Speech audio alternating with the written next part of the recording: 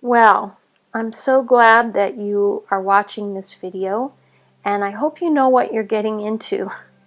Combining geomancy with playing cards is, it's kind of like playing with matches a little bit, because there is so much that can come from this combination, and so much trouble that you can get into by bringing these together. And yet it's inevitable. The reunion of these two sciences is inevitable. It was destiny, I feel, as they come from the same root. And approaching geomancy is like knocking on the palace doorway. There are marvels awaiting in the geomantic practice, treasure beyond belief, many rooms to be explored, and it just depends on how far you want to go with geomancy in your playing card work. I'll point you in some directions in this video, give you some ideas. There's going to be a second video on geomancy as well. There's just too much to fit in one video, too much to fit in a whole workshop. I could do a whole workshop on geomancy, but you can include it in a very light way in your practice, just a very simple way, or you can take it further, or you can leave it out of your playing card practice, whatever suits you. And we can see on the left side of the screen here this beautiful piece of Arabic art from the Geomantic tradition, which has echoes on the right side of the screen, doesn't it? We see this scattering of red and black, sort of in a randomized, seemingly sort of way, in both sides of the screen. We see a little marking or number next to each little red and black mark on both sides of the screen. And the ancients, the traditional geomantists, believed that the markings they made on the earth, the geo part of the word geomancy, meaning earth, they believed that those markings were reflections of the celestial influences, that the geomancy mirrored the heavens. And this is what we have as we look at playing cards, as we lay them out on the earth. We get reflections of the influences that come to us through the heavens. So here we have a picture, a world map, to give you an idea of how widespread this phenomena that we call geomancy really is, and how many variations of the same root that there are. The tradition that we have now in the US comes largely from the European tradition, and you can see, if you see my mouse, you can see the arrow coming over from Europe to the US. Europe is the place where the word geomancy really took hold, but the practice traveled to Europe up from North Africa, where the tradition is still very much alive today. It's been practiced there much before the European Renaissance, and it's called Ramal here in the north, otherwise known as the science of the sand, and it uses the same 16 figures as the geomantic tradition that was in Europe, created much the same way, and that we use now in the playing card oracle tradition. And here in the West, we're probably more familiar with the I Ching figures than we are with the geomantic figures. And if you look at an I Ching figure, you will see the similarity to the geomantic figures. And that's because they have the same root, the same structure. And all of these sciences listed on the map, once you start working with geomancy, if you check out any of these other practices, you will find echoes of the same science, all tracing back to somewhere on this map. Different countries claim origin of geomancy. It's impossible to know. India claims origin, Greece claims origin, the Arabs claim origin, and it just doesn't matter. You know, everybody's got their own version of it. Also, we know that playing cards as they existed in Europe probably came from North Africa. At least the idea of 52 cards, 4 suits, and 13 cards per suit existed in North Africa prior to playing cards in Europe, and most likely traveled up along the trade route as geomancy did from North Africa into Europe at about the same time period.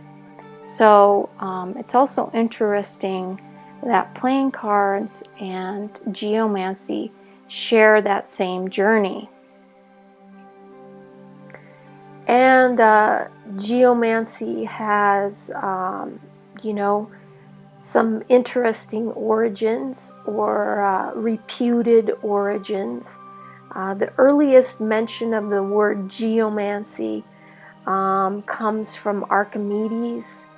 He was a Greek scholar, a Greek inventor, mathematician, physicist, very well regarded, known for some very important inventions, but apparently was also a practitioner of something that they called geomancy at that point in time. We don't know exactly what the geomancy he was referring to was, but it does seem like a divination method of some sort. And then we have the mythological you know, stories that accompany geomancy, the legends about Idris, or depending on which culture is telling the story, it might be Enoch or Hermes Trismegistus, but apparently he was in a dream or in the wilderness, depending on which version you hear, and visited by some sort of being.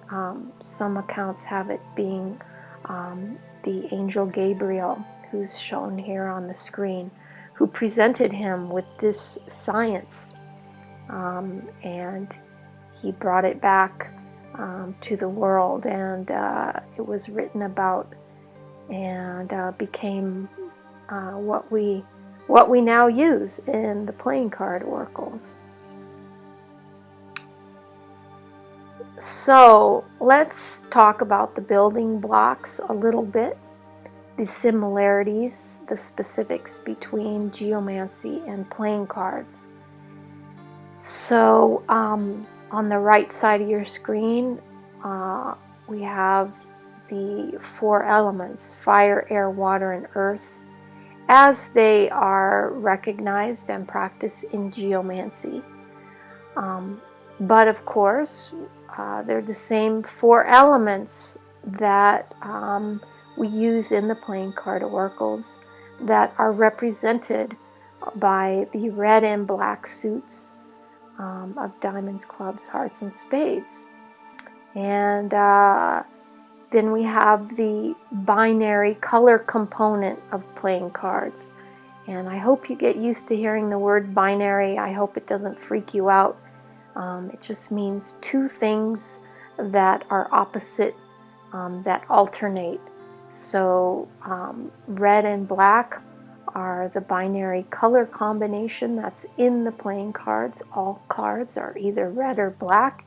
It's equally divided, just like this yin and yang symbol. And the other building block that's in playing cards and geomancy is the numbers. Numbers are a very traditional part of geomancy because they alternate between odd and even. So they produce a binary figure, which is what a geomantic figure is. So, you know, these are the three pillars: color, suit, and number. And so as we study this work in geomancy, we don't diverge from the most basic things that we use in our readings. We further explore them. We milk the potential in those components, those building blocks. And we get to know our cards even better. So here we have an array of uses for geomancy made by different cultures that were shown on the map that we saw a couple of slides back. In the center, we have a astrological geomancy chart from the European Renaissance. And this particular one was made by Henry Cornelius Agrippa from the 16th century. He was one of the most noted geomantists of that time. He was a physician, a scholar, a linguist, had mastered apparently 8 different languages, and he was way into geomancy and astrology and how they combined. And it's very interesting, these astrology charts combining geomancy with astrology. And you may notice that this looks like the back of the Playing Card Oracles book with the 16 card spread and the mystic square.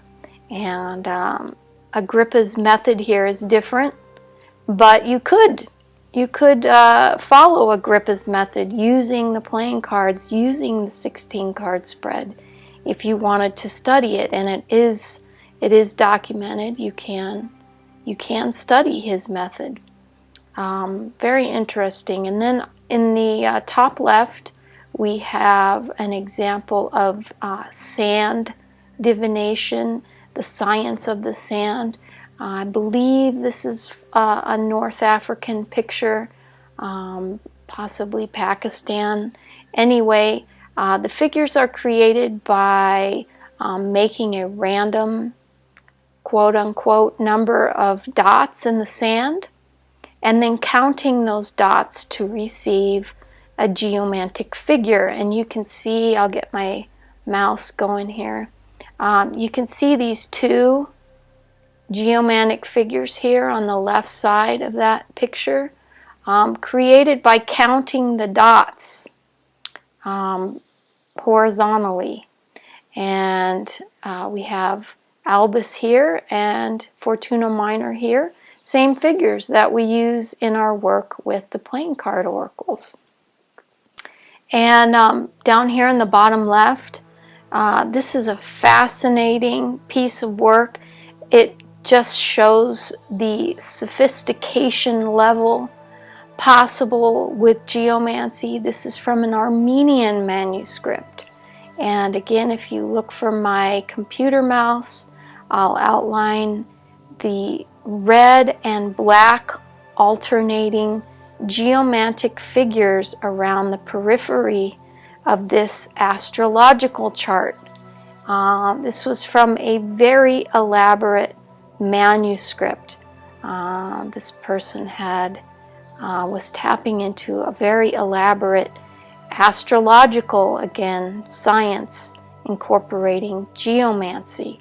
Again, you know, there was this belief or conviction of geomancy being a mere reflection of what was going on in the heavens.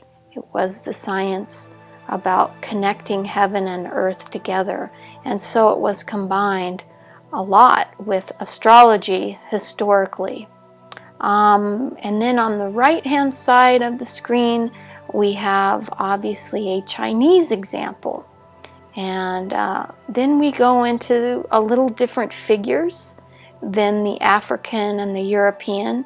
We have the 8 trigrams in the center, if you can see my mouse again, but they look like geomantic figures. They're created very similarly.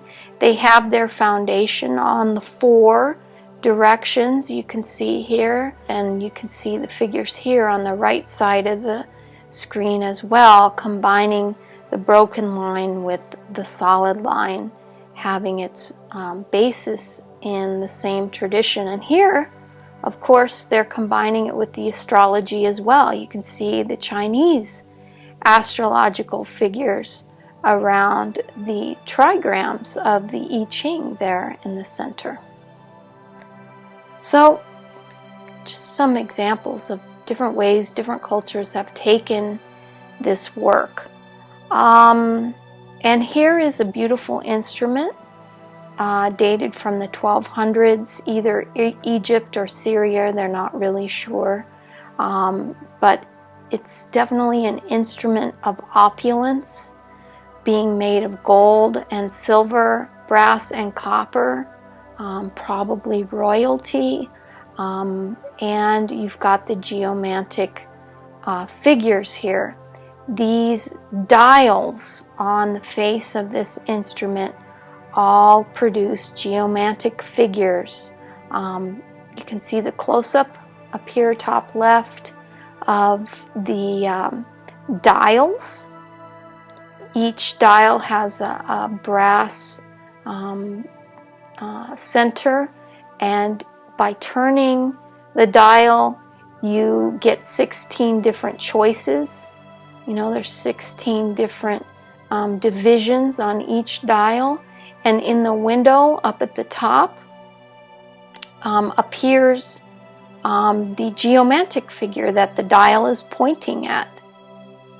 And then I included this picture down here in the bottom right.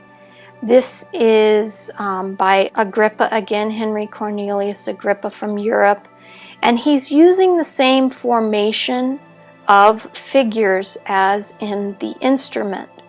This is a very traditional way of casting figures.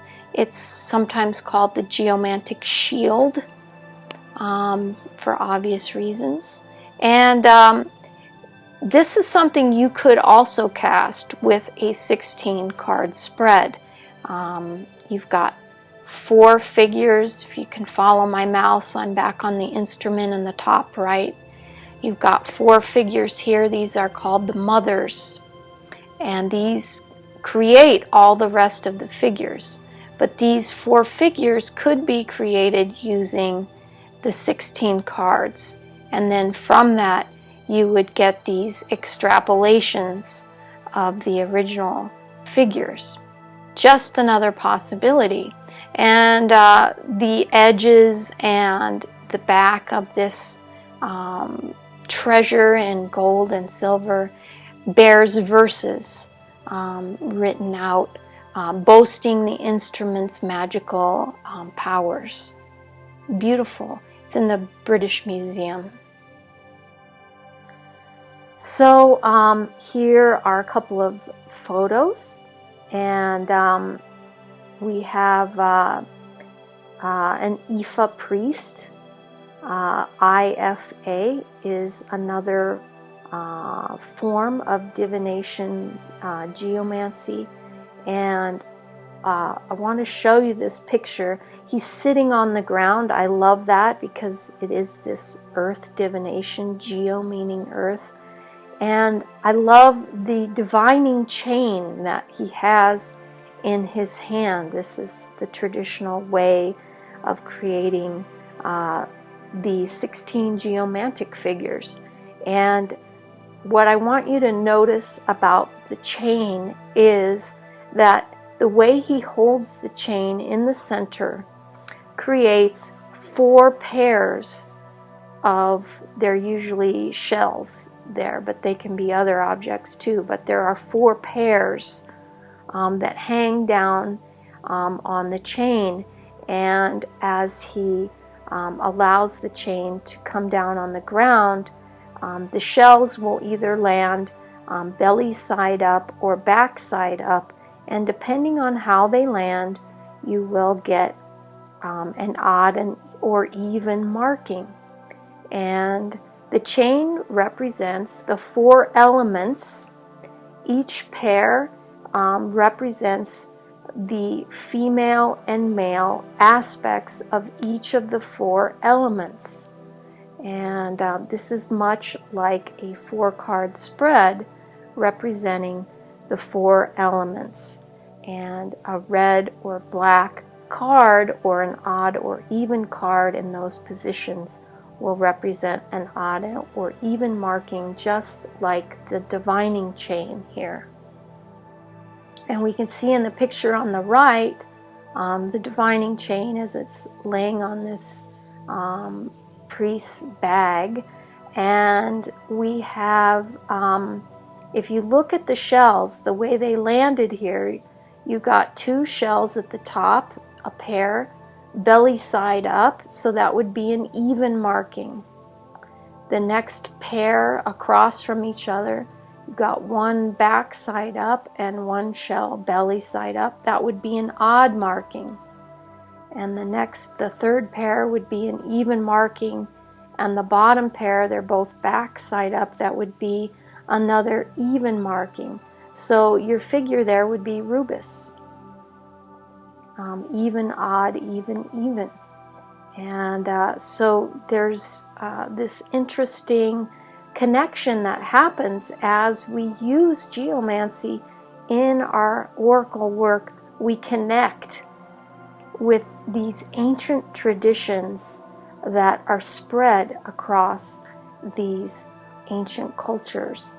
And I think it's really exciting work. Definitely read what I wrote on the screen here, since I'm not. Let's see. Yeah, in Egyptian mythology, there were 8 deities worshipped during the Old Kingdom. 2000 BC, you guys. These 8 deities were arranged in 4 male-female pairs. I think this is fascinating. This is the origin of the divination chain. It's ancient. The beliefs that go into geomancy. It's primal. Each pair represented the male and female aspects of one of the 4 primordial realms. Isn't that fascinating? And our 4 playing card suits also represent the 4 primordial realms, and they are very similar to the 4 primordial realms of ancient Egyptian mythology. There were like the primordial waters and the land or the realm of darkness, which would be the spade realm, and the realm of the invisibles or the air realm, etc. So it's to me, it's scintillating that we are connecting with roots this deep and this old, and it gives power to our practice, you guys.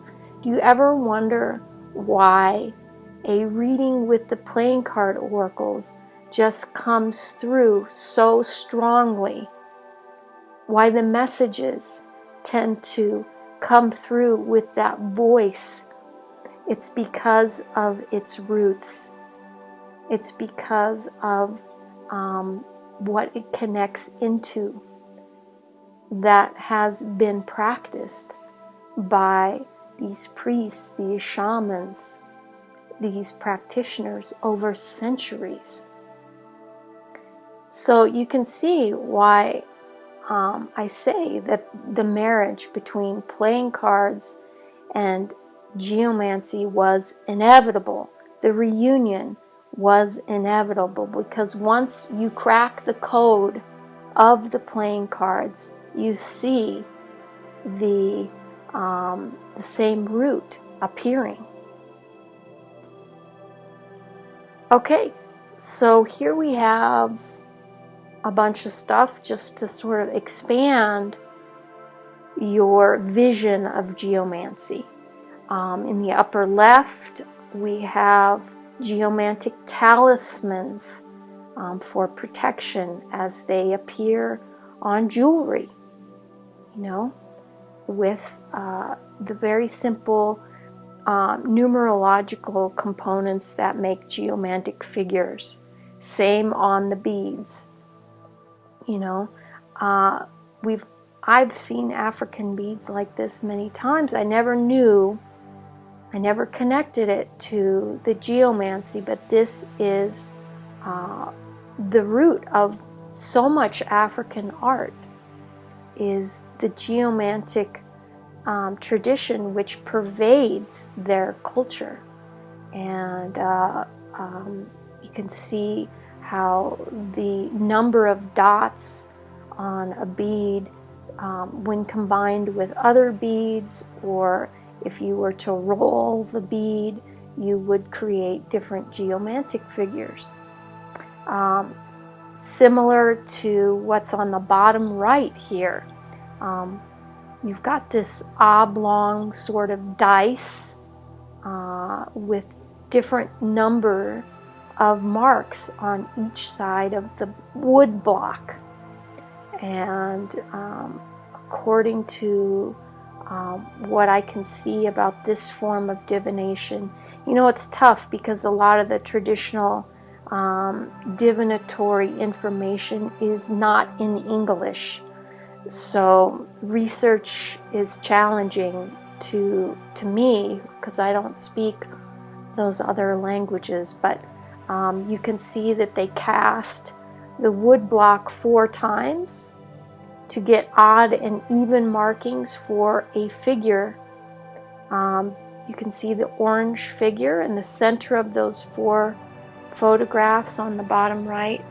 An odd number produces a dot, an even number produces a line, and it looked like they were dangling the wood block over the person's palm, and then the block would fall into the palm, and depending on which number was up, would create one of the 4 tiers of the geomantic figure. They would do that 4 times to create one figure.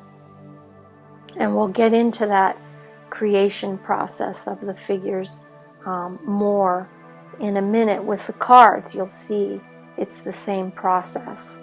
And then we have on the bottom left this other type of divining chain with the 4 dice at the bottom. The dice would create the 4 levels of a geomantic figure, just like the 4 cards in playing card oracle layout create a geomantic figure. And then we have 4 beads strung together in a couple of different places on the chain as well. You can see if you count 4 beads there, 4 beads over here. It's all about the number 4, or 4 repeating to create a figure relating to the 4 elements: fire, air, water, and earth. And then we have some very interesting applications for geomancy that really get pretty far-reaching. And I put this in here just to stretch your mind and sort of break out of the linear figures that we see when we do geomancy with the playing cards. These are all circular applications for geomancy. The center image came from an African priest, made this drawing after witnessing the life force leaving a sacrificed animal. And he describes the energy of the life force with geomantic figures. You can see in the spiraling shape that he depicts the life force as. We have geomantic figures inside. And, quite the sophisticated application here on a very crude looking drawing. Just mind-boggling.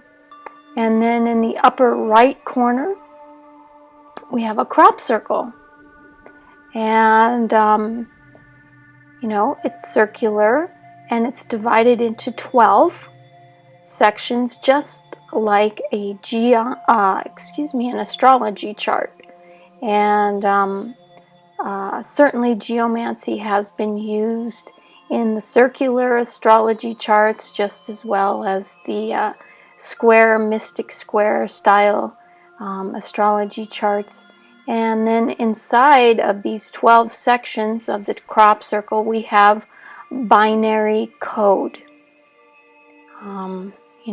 Looking very much like some type of geomantic figure. I don't know if anybody's cracked this code, but this is all about binary math, binary coding. It's so simple, it just breaks down to yes and no, to odd and even, to red and black. And so you get used to sort of identifying this type of coding. And then we have in the bottom right a really mind-blowing depiction of an I Ching compass. I'm sure only practitioners of a very high level would be able to use this thing. And toward the center, I'll get my mouse moving. If you check out my mouse, you can see there's the figures of the I Ching trigrams in there. And by trigram, I just mean a geomantic figure that's composed of 3 lines instead of 4. This is the basis of the I Ching, but the compass here is divided into 4, and then further divided from there, and all the different calculations that stem from the center geomantic figures. This figure on the left is another crop circle, and it looks strikingly like these figures on the top left by Henry Cornelius Agrippa, again our favorite geomantist from the European Renaissance. And even in the center of this circle, this crop circle, we can see little dots that look very much like binary code, like geomantic figures. And you have to wonder, looks almost like a computer circuit board or something there.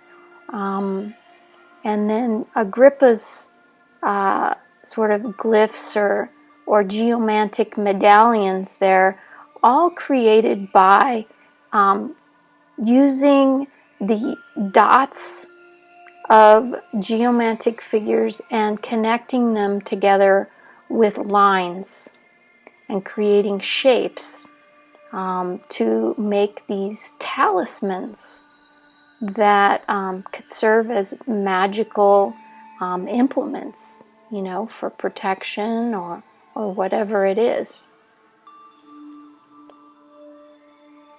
Okay, more just to sort of open the gate. Geomantic characters, another Agrippa rendering here in the top left. And you can see, if you look at my mouse again, you can see the geomantic figures. 8, probably 8, 1, 2, 3, 4, 5, 6, 7, 7, but then, 7 down the left, and 1, 2, 3, 4, 5, 6, 7, 8, 9 down the right to compose the 16 geomantic figures that we use with the playing card oracles. And in the center are his scribblings, his experimentation, connecting dots together, making different shapes out of the 16 figures. And you'll find some of this in the playing card oracles, my own little drawings to get you started on your way with this. It really is a wonderful exercise in getting to know the figures really well and starting to see shapes in the figures. And I pointed out a couple of figures here with the red arrows. The top arrow points at a figure that looks a bit like Venus. It's one of Agrippa's extrapolations on the figure Fortuna Major here on the left.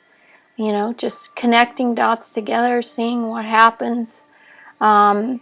And down here at the bottom red arrow, we have another figure that looks similar with a flattened top. And this is part of his experimentation with the figure, the head of the dragon, Caput Draconis. And if you keep those two in mind as we travel up here across the screen into the top right where we have some Egyptian glyphs, what do you see? Something that looks very similar. The Ankh, right? This figure here looks like a little head with a cross across it. Very famous Egyptian glyph. I can't help but draw an association there. Is it possible that Egyptian glyphs had some kind of origin in something like geomancy? Some type of geomancy? I would wager so. And then we have this other figure here next to the Ankh. It's called a Djed, D-J-E-D. And it's rather auspicious looking as well. Let's look over here back at Agrippa's geomantic characters at the top line, where he's experimenting with figures Populus and Via, both ruled by the moon.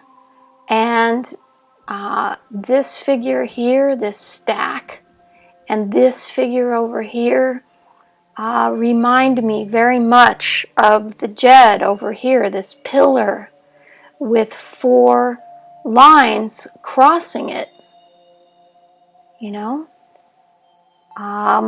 I'd be interested to know what the meaning of the Djed is and see if it relates to the way that the figures of Populus or Via are traditionally used. I think we're really onto something here. And I think many ancient alphabets can be traced back to something like this. Lines connecting dots that have a meaning based on this binary coding. And here we have the runes on the screen in this sort of cream-colored paper on the right, looking very much like Agrippa's little symbols, right? Connecting points together with lines, and from them deriving the meaning. And other little, clip art I got here, somebody else experimenting with geomancy, creating what looks like a code of some sort. We have Henry Cornelius Agrippa's magical alphabet right here at the bottom. If you can see my mouse in continual movement here. He made his own alphabet, and I'm sure I don't recognize any of the symbols there, but you can see it's dots connected with lines, and knowing what Agrippa's interests were, I'm sure that it relates to his other work with geomancy. And we have a QR code down here in the bottom left, made of binary code, odd and even, yes and no, black and white, and in it you can see geomantic figures. That's not what they are specifically, but it's the same idea. The coding is obviously a different language than the 16 figures of traditional geomantic lineage. And more alphabets. To me now, after looking at geomancy and after looking at the magical figures created from geomantic figures, these all look like they have their origin in something very much like geomancy. And is it possible that the earliest alphabets, at least some of them, came from this connecting of lines and dots, which stem from this language of odd and even, of the four components, the four realms we talked about of Egyptian mythology. And so here's a little story I'm going to share with you. So I was at the grocery store, deeply immersed in putting this video presentation together for you guys, and I was so spaced out. I spent about a week in La La Land, just going down the rabbit hole with all of this stuff and really seeing geomancy in everything. I'm driving down the road and I see the symbol for a Honda car in front of me, and it looks like a geomancy glyph or a peace sign on a bumper sticker, and I'm going, wow, what geomantic figure is that? I was sort of becoming a danger to myself and others how spaced out I was.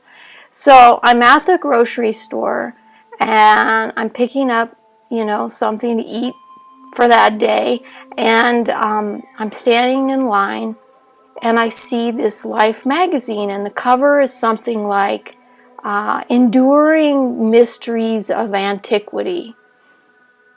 So I picked this magazine up because I'm standing there waiting, and I open the magazine, and the first page I see, the title is The Origin of Writing.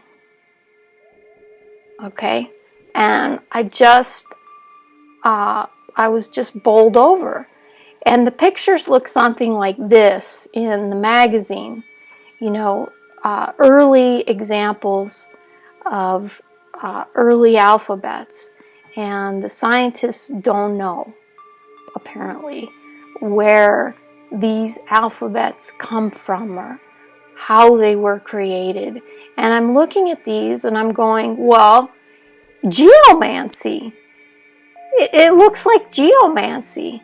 And at the same time, the cashier who's, you know, ahead of me in the line, the person scanning the groceries, is talking with someone, and she starts humming the Twilight Zone theme song as part of her conversation with this other person. You know, she's going do do do do do do do like that as I'm looking at these pictures in the magazine, and I could barely get home from the grocery store. I didn't know if my groceries were even in the car on the way home. Anyway, I hope this is as fun for you, or even a little bit as fun for you as it is for me. I think geomancy, as I say, is like knocking on the palace door. There's so much waiting for us there. It's so much, you guys, that we can do with playing cards. So let's talk about cards. Let's get back to cards. And here we have a number of examples of geomancy as it meets cards. So cards with geomancy is not a brand new idea with the playing card oracles, although these examples on the screen come to us from different time periods. I think this card on the upper right is a very recently published card, and the Lenormand card in the center, the astro-mythological Lenormand example there, is one of the earliest examples. It's the earliest I've found. I think the year was 1845 when this was published. If anybody knows of anything earlier, any geomantic figures printed on cards earlier than this, I'd love to know about it. But the thing about cards with geomancy is that the geomantic tradition has never been about presenting ready-made figures. It's all about the creation of figures. You create each line of the figure through a different process. Through a process of randomization, you create the top line of the figure, then the second line, and so forth.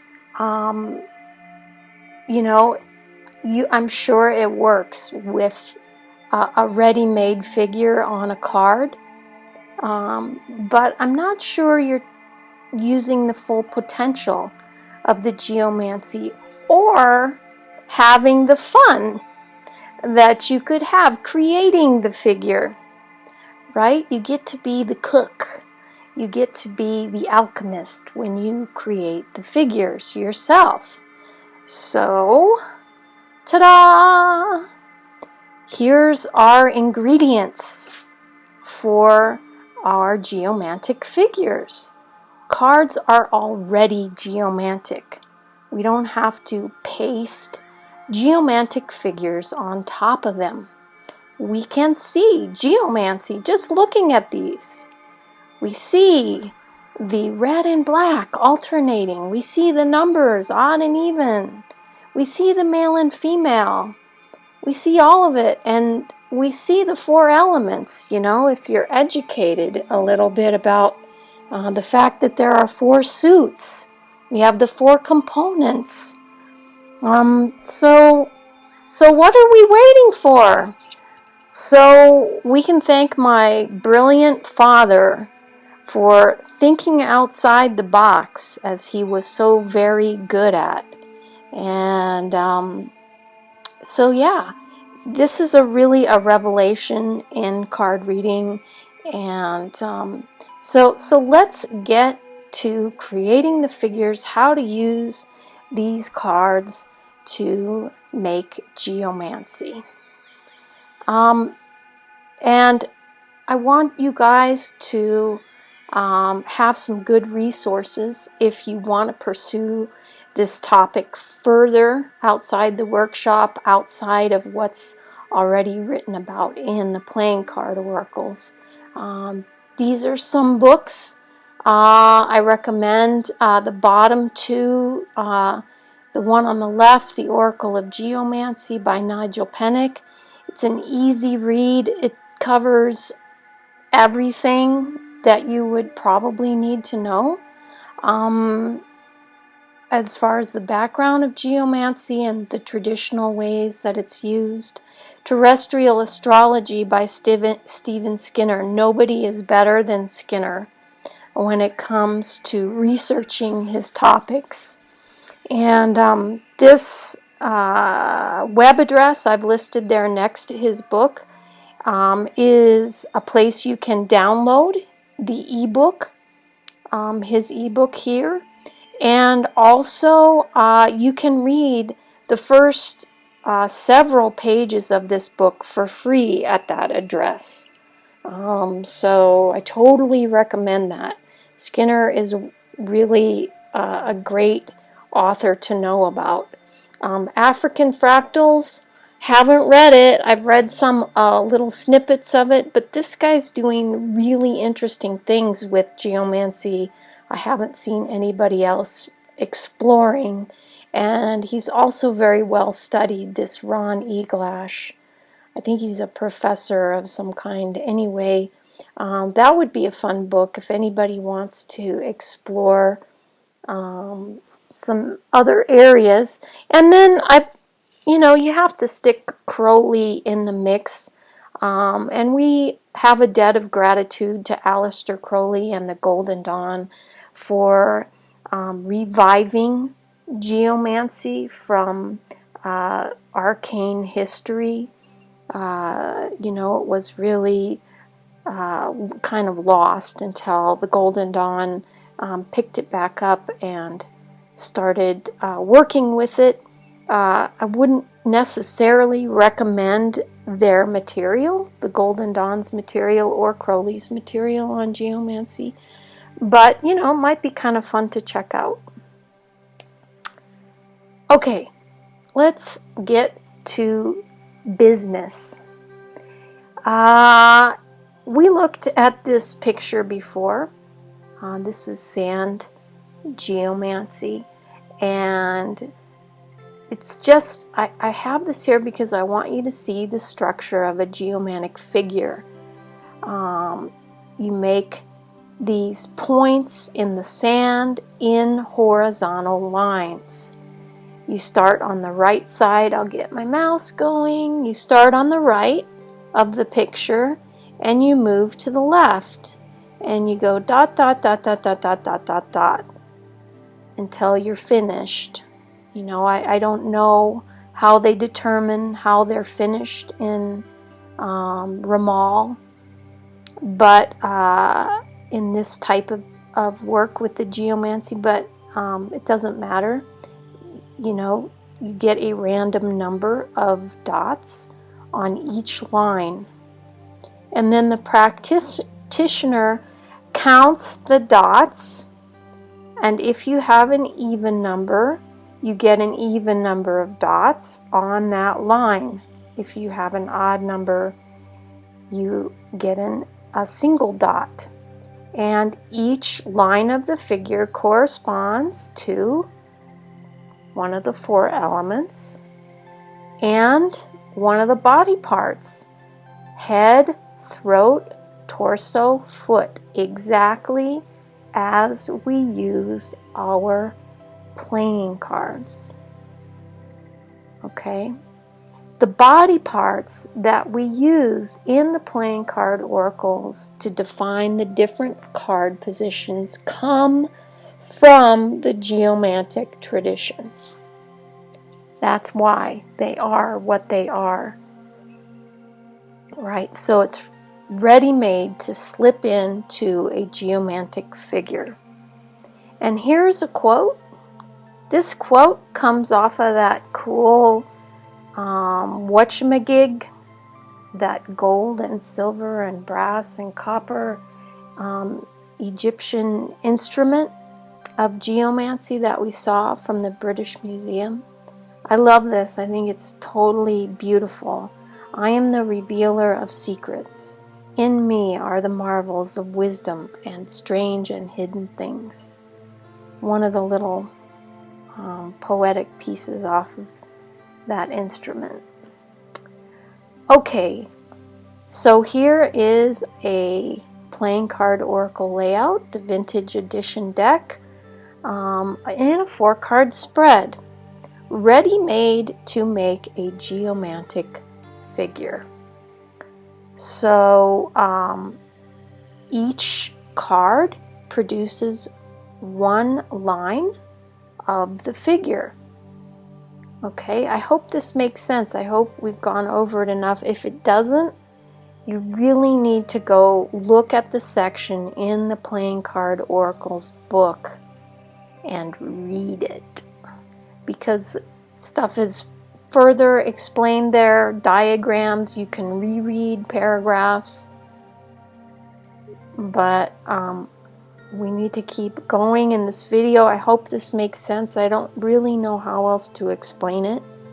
Fire is the top card, right? Position. You should know your 4 card positions before you attempt this feat, right? I mean, I'm assuming you know your 4 card positions if you're watching this video. You're familiar with the 4 card spread. The top position is the fire position, the air position, etc. And each card corresponds to a body part as well, just like a geomantic figure. The top line is the head, the second line is the throat, the torso, and the foot. Okay, and I got odd, odd, even, even because of the numbers of the cards, right? The top card is 9. 9 is an odd number, so it gets a single star or dot or whatever you want to put on your piece of paper. The second card is also odd, it gets a single dot. 6 is the third card, an even number, gets 2 dots. Queen, an even number. And this is one reason why this original version of the Playing Card Oracles has numbers on the court cards. You know, it just makes it super obvious if the courts are going to be odd or even, right? Females are all even, males are all odd from a geomantic numerical perspective. So here's our figure that we just made.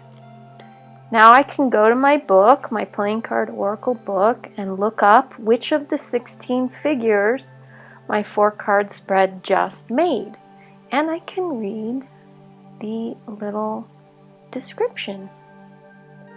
Okay?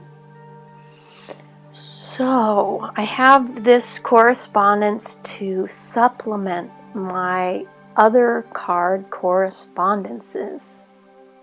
And we'll get into how to do that some more. We're going to look at a number of examples, and we're going to go into that more in the second video after we've covered how to create the figures, right?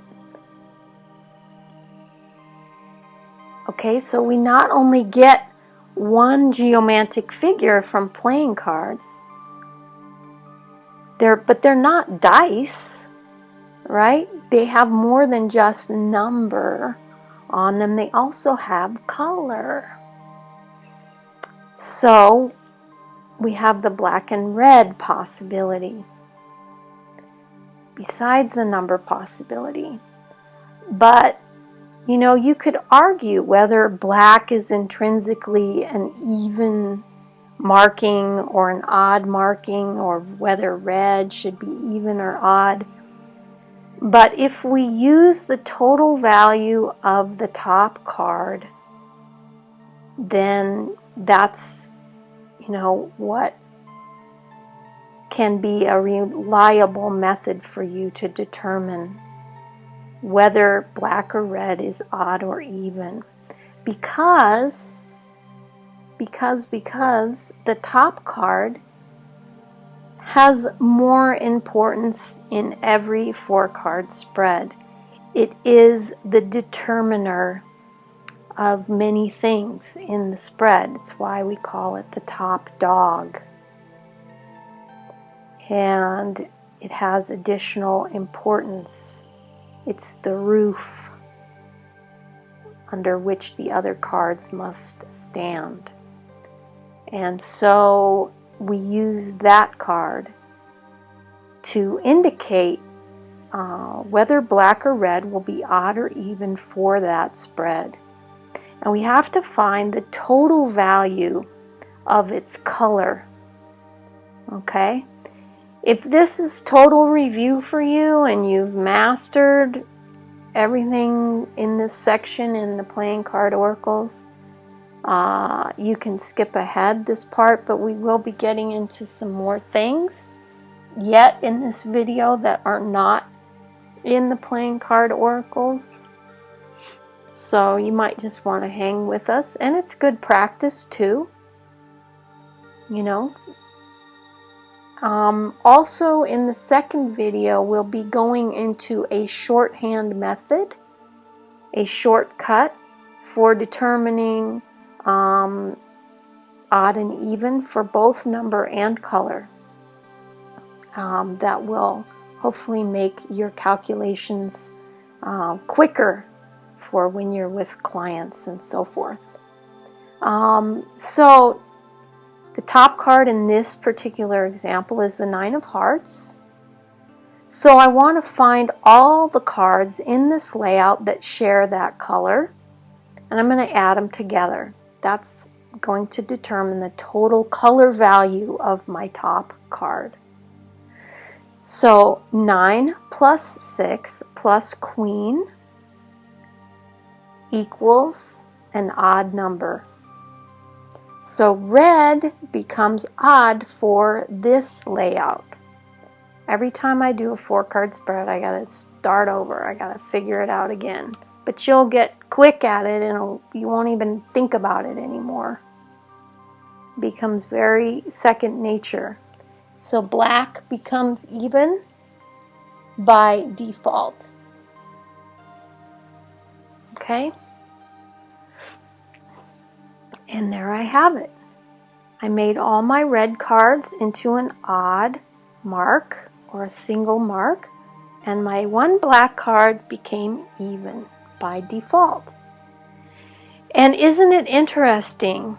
The geomantic figure calls out the visual feature of this layout with the black, that ace of spades, having additional importance in this spread, as we talk about in the color video. When you have just one card of a certain color in a spread, it gains more importance. And the witness by color is also calling out, bringing attention to that second line of the card spread, the second line of the geomantic figure, So it's paralleling the work that we're already doing. And then I look in my book and I see that figure I just created is Puella. And she has a planetary ruler. So we're going to go into that in the second video more as well. But Venus, in this instance, really just describes the essential nature of the figure Puella from the planetary point of view. If you're familiar with astrology, that should help you. If not, you may or may not want to even include this planetary correspondence. It's totally optional. Okay, so we have two figures now. Number and color. One created by looking at the spread from a sort of mathematical perspective, using the left side of our brain, and one created by a color impression, right? Something that we don't need logic for, something that we perceive on a very instinctive level. Two different parts of ourselves perceiving the 4-card layout, as we've already talked about in the other videos. So you can think of these like two witnesses, and this is the traditional name for these first two figures created in geomancy. They call them witnesses. It's witnessing the event, whatever it is that we're talking about in our card reading, and each translates what they saw or experienced from a unique perspective.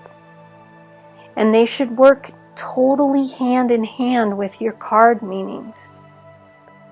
It's a great way for you to double check your interpretation of the cards, because your geomantic correspondences should not be contradicting your card interpretations, what you're interpreting by looking at the pictures and so forth. They should be working together, and it's a great counter check system.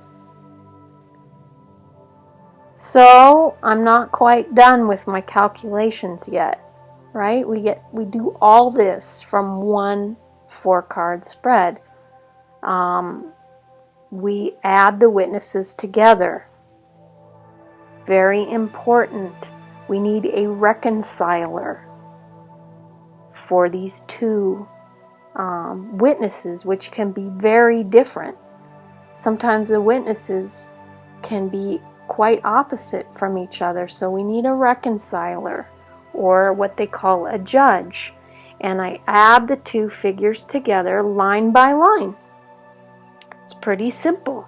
If you always think in those horizontal lines, or the 4 tiers of a geomantic figure.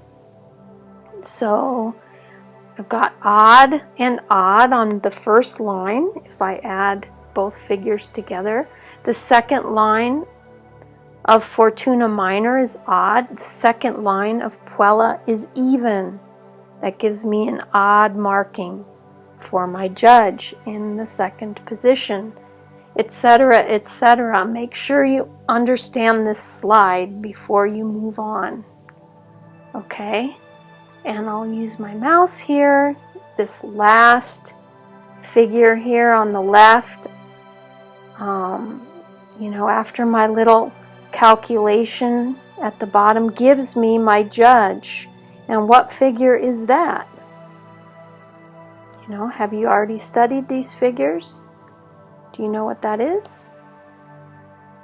The head of the dragon, Caputra Conus. Now, the judge, you guys, really has the final say, just like in a court of law. If I had any doubt about how this spread was going to turn out, or what kind of final outcome I would want to convey to my client, the judge is my main indicator. And in this case, the head of the dragon is a really positive figure. And it's one of those figures that is tough to interpret otherwise. It's a figure that just doesn't go both ways. It's positive. I think of it as a figure kind of like sole purpose, like heading in the direction you need to be going. like a destiny sort of figure, but in a good way. So this is good news, no matter how tough the witness is. And we'll talk about how to combine those together, right? And this is kind of repeating what we mentioned already. Make sure the geo interpretations you're giving your client work in conjunction with your other interpretations, or you're going to confuse yourself and the client. You need to look for ways that they complement each other. And this will bring out new meanings in your cards. Your geomancy will flesh out ways of looking at your spread that you haven't looked at before. Okay? Or here's an alternate method listed on the screen. Try using primarily the geomancy and use your card correspondences as a backup if you really want to get used to the geomancy, you know. And those books I pointed out to you guys a few slides back, you know, give more work with these figures and how they work together and how they've been used historically. Do all that kind of research and make sure you watch the second video. We're going to be doing some hands-on examples, interpreting. Just a quick look at what we have here might be helpful. So we have Caput Draconis, or the head of the dragon, as the judge, right? And that's the figure that's going to weigh in the heaviest of the three because it's the judge. So we talked about how the formation of the geomantic figure points out different features in your playing cards, right? We talked about how Puella, which is on your screen on the left, how it pointed out the ace of spades there in the second position, because that second line of the figure is different from all the other three lines. Well, what is Caput Draconis pointing out? We also have one line of the figure that's different from the other three with this judge. It's pointing out the Nine of Hearts. It's saying the top card has extra significance in relation to the head of the dragon. The Nine of Hearts is very much key to this entrance, this threshold, this coming into that Caput Draconis represents. So that makes me think in a new way about my Nine of Hearts, putting it in a more positive light than I might have otherwise. And I see it as really important. And maybe what's happening in this spread is this person is totally transforming a difficult situation into an opportunity, right? The Ace of Spades often represents this kind of rebirth or transformation, right? And look at the 9 and the Ace next to each other. Both extremes, right? Ace is at one end of the number spectrum and 9 is at the other end of the number spectrum. You know, aces are beginnings, 9s are endings. So this person is going through a total transformation from one perspective and heading in the direction that they need to be going. So the geomancy is helping me see an opportunity for this person here, you know? And then I could go into Fortuna Minor and Puella. and how those relate to the spread. And we'll talk about the two judges and some of the ways of looking at those that can help you further with your interpretations here in a second in this video. Oh my gosh, I had to stick this in here. I'm sorry, but we need humor. So take a break. This is a good place for a break, a good place to just relax or make a cup of tea. I know this is a lot. It's a lot for me.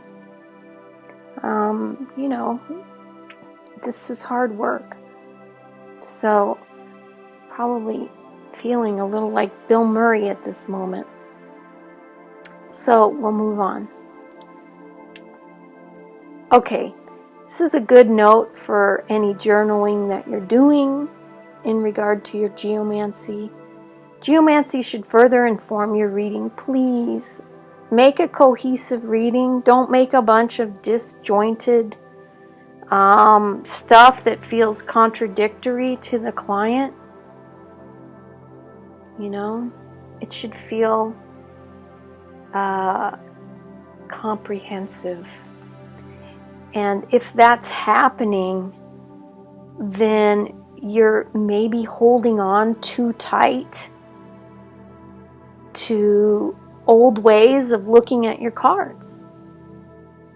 You know? You're not allowing yourself to look at your cards in ways that relate to your geomancy in new ways. So lighten up a little, let go a little, allow the geo to guide you into new places with your cards. Absolutely.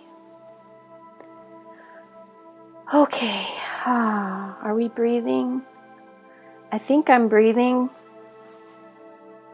I've got my feet flat on the floor. I'm really lucky. Right now I have a wood floor. I've got my bare feet on the wood floor. You have to be grateful for the little things. So here's another card layout. I'm switching decks on you guys because I want you guys to feel comfortable no matter what kind of playing card deck you're using. Regular playing cards are a necessary practice tool.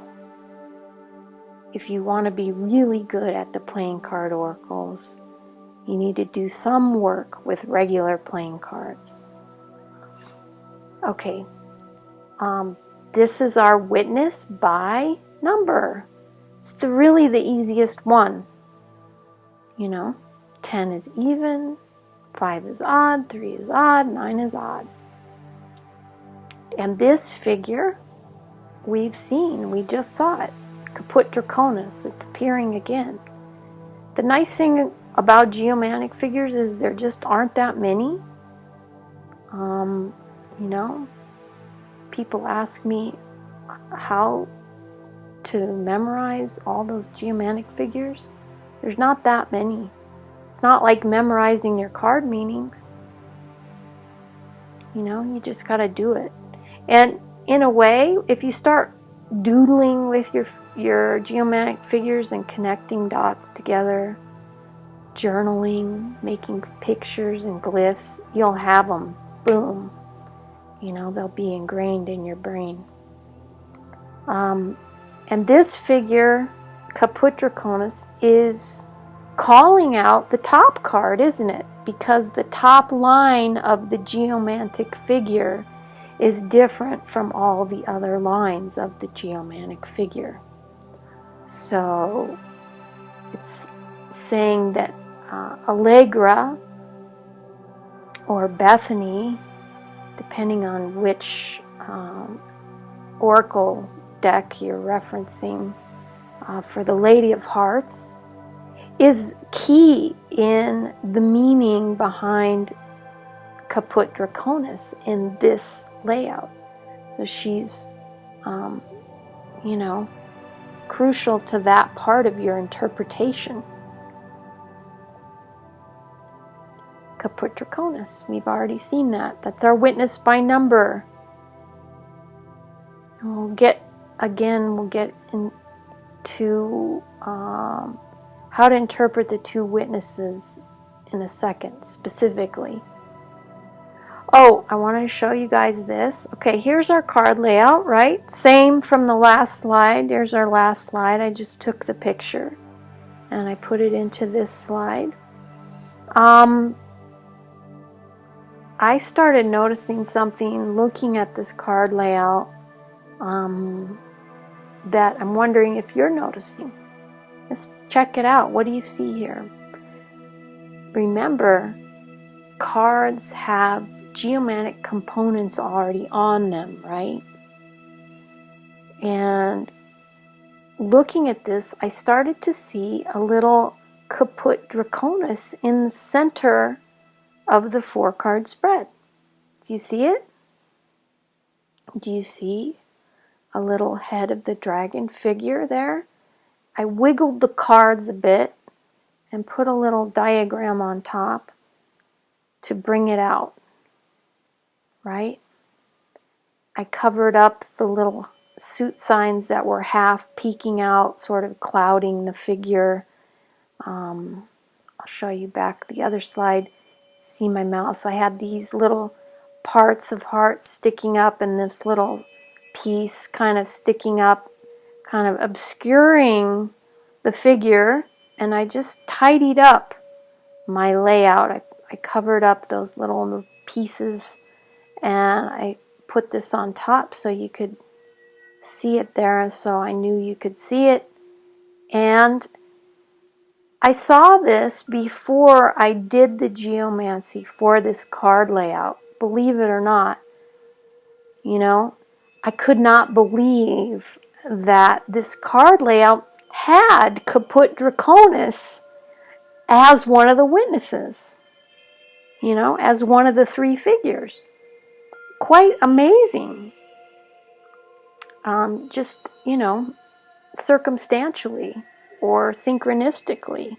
And to me, that completely emphasizes the Caput Draconis correspondence, or gives more weight to that witness in the layout. Do you see? I'm just being creative with the way I use my cards. So, next witness, we must calculate the color, and we use the top dog. Top card is red, so that means I got to add all the red cards in my layout to get the total value of red for this layout. See? 10 plus 5 plus 3 equals an even number. Yeah? Equals an even number. So red becomes even for this layout. And what does that make black? Black has to be odd if we're determining witness by color. That gives me this figure here. Even, even, even, odd. And I look in my little book and I see what that figure is. And it's Tristitia. Yes, has a very sort of different connotation than my first witness, the head of the dragon. So there's some sadness coming in. You know, although if you do some research into these figures, you'll see that traditionally Tristitia can be a positive figure in relationship to certain questions. Okay, these are intricacies I didn't want to get into in depth in the playing card oracles. There's a lot. As I mentioned, there's a lot in geomancy, and you can, you know, learn more by doing your own research. But because Tristitia is ruled by Saturn, in questions related to buildings or housing or real estate deals, that kind of thing, Tristitia can be positive, right? And the figure of Tristitia calls out the foot position, excuse me, by the nature of the figure, the formation, because the fourth line of the figure, the bottommost line, is different than the other three lines, right? And that calls out whatever card it is in the fourth position, which is the position related to Earth. So it goes right along with the figure being ruled by Saturn, if you know a little about that stuff.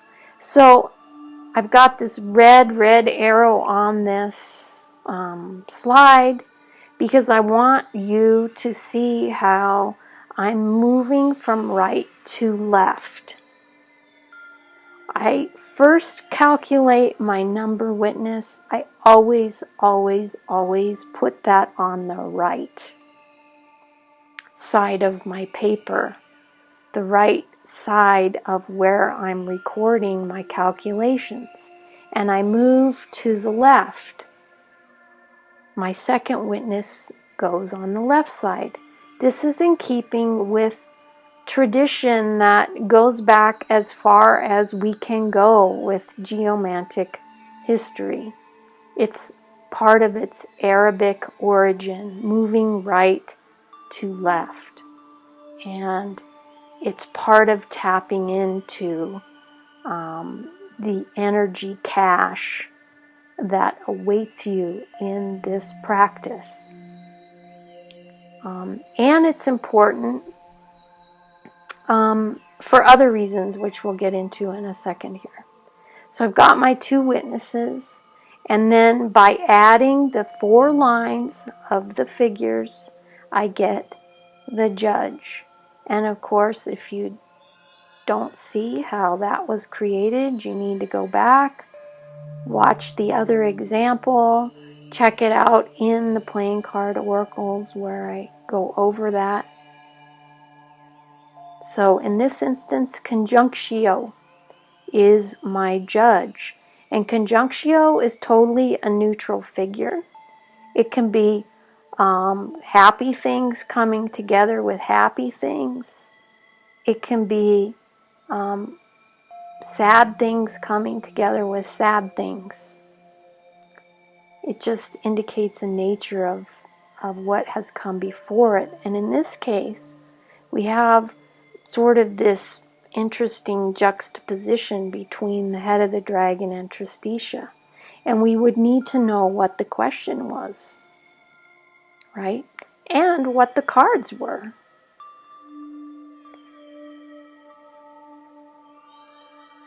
Okay, so here is another way that you can create your figures with your cards, besides paper and pen.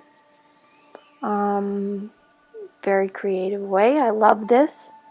So I just used cards in my discard pile, cards that I didn't turn over. And I made the figures out of them. You know? I put 2 cards to represent an even marking and 1 card to represent an odd marking. I've seen people turn cards horizontally to represent an even marking and upright to represent an odd marking. People who are working with this playing card oracle system. And this is a pano shot from my camera. Isn't that cool? I was able to take this wide shot. So here we have the head of the dragon on the right here. This is the first figure, then Tristitia, then Conjunctio here. So that's, if you need a little space to do it that way though. Okay, so here's some tips on sorting out the witnesses in relationship to your card spread.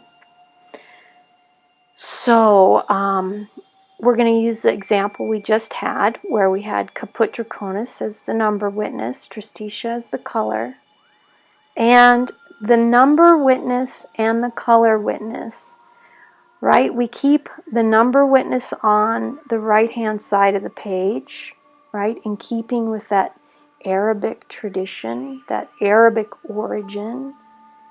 And in doing that, we have the number witness on the right hand, which corresponds to the left side of the brain, and the color witness on our left side, corresponding to a different part of ourselves, a part of ourselves that perceives very creatively, you know, without words, without math, without logic. And so we start to activate those two sides of our brain very naturally. And we can interpret our spread from these perspectives. For example, I could say to the person, from a very logical perspective, right? This person is perceiving this situation as an entrance. In their brain, they know that it's an area they need to go to. It's something they can't avoid if they're going to, you know, fulfill their soul purpose. And they know that in their logical self, right? Because it's a witness by number. And then if they're looking at the situation from an emotional point of view, right? The non-logical part, how they're reacting emotionally to the situation is very different. They're bummed out, you know? It's feeling heavy. Look at that little dot at the bottom holding up all those heavy 6 dots at the top. It just feels like you've got something on your back. So it may be a real burden emotionally. So this is a really great way to interpret the witnesses. And it's something you don't get if you're calculating geomancy purely by number, which a lot of systems do. It's purely based on counting. So this is something that's quite unique and an opportunity that we have with playing card geomancy that most systems do not offer. In fact, I can't think of any other ways that I've seen of calculating geomancy that have this feature. Isn't that sweet? Playing cards are so cool. Beyond cool. And this is an alternative method. You can use the 2 witnesses and the judge as a timeline. This is a traditional way of using these figures. The first witness would be considered the beginning of the situation. In this case, Caput Draconis would represent what happens first, and Tristitia would be what happens next, and the judge, as always, is the final upshot. And so yeah, this is an alternate method, very common. If you start researching geomancy, you'll see this particular method as opposed to the other one. But it's good to decide. Use one or the other so that you're clear about what the judges mean in your reading. So if you know in your mind how you're going to interpret your witnesses, either as logic and emotion, or as beginning and middle of the situation, then your cards will conform. The forces that be will assist you. And I love the 2 3 of clubs on here from the 2 different Oracle, playing card Oracle editions, communicating very similar ideas in different ways. And then, of course, we have the geomantic figures on the 3 of clubs in the first playing card Oracle edition. And I love, if you can see my mouse on that card, I love these stars in the sky of this card image. They're not a complete geomantic figure, and yet they hint at geomancy, don't they? And you'll see that a lot, you know. It's like you're trying to find a geomantic figure and you only see part of one. Well, it can be a part of a geomantic figure. It could be the bottom 3 lines of a figure. It could be the top 3 lines of a figure. Or I could almost see an extra dot coming in between, an odd marking coming in between the 2 even rows there. So again, don't be afraid of your creativity. And all of these things sort of lead you into a more creative, less logical part of the mind. And we need to combine that part of ourselves with our logical part of ourselves as we're working with all of these aspects of card reading. Has to be a combination. And then here's a video that we have here in the underworld. I hope you check it out.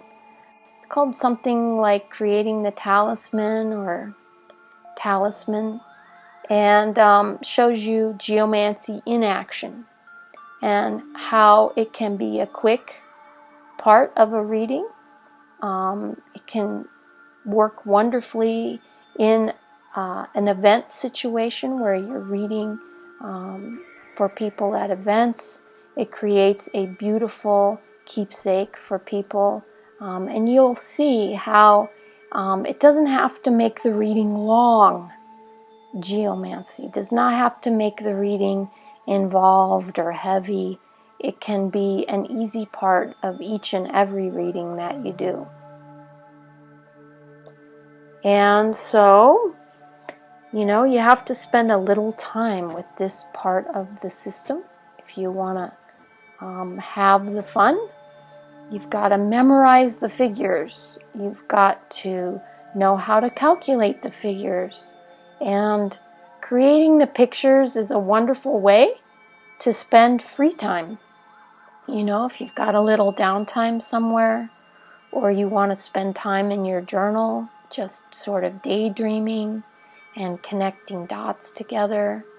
It's a wonderfully creative way to start having a relationship with the figures. And this is my little example page in the book, in the Playing Card Oracles. And, you know, geomancy does not have to be confined to your work with playing cards. It's super fun to just make it a part of your regular orientation. The picture on the right is a picture of potatoes. You know, potatoes are part of geomancy history. Since potatoes come out of the earth, they were the perfect instrument for determining geomantic figures. And the tradition was that 4 potatoes would create a geomantic figure, just like 4 cards would create a geomantic figure, and they would count the number of eyes on the potato, and that would give an odd or even marking for each line of the figure. Again, the tradition in geomancy is all about the creation of figures, not ready-made figures. And you know, you can flip a coin. You can assign heads and tails to be odd or even in your own mind, you know, using the power of your intention. And 4 flips makes the 4 lines of a geomantic figure, and you always start with the top line, just like we always lay cards out from top to bottom. And a calculator is a pretty good geomantic oracle if you deem it so. I've used a calculator in a pinch when I didn't have anything else, and you just randomly type 4 numbers. The first number is the first line of the figure, second number, third and fourth. And so it's something you can have a lot of fun with, and really memorizing the figures, it's not that challenging, you guys. I know you can do it. And here's a little assignment. Okay? I knew you wanted homework, so I put this together for you.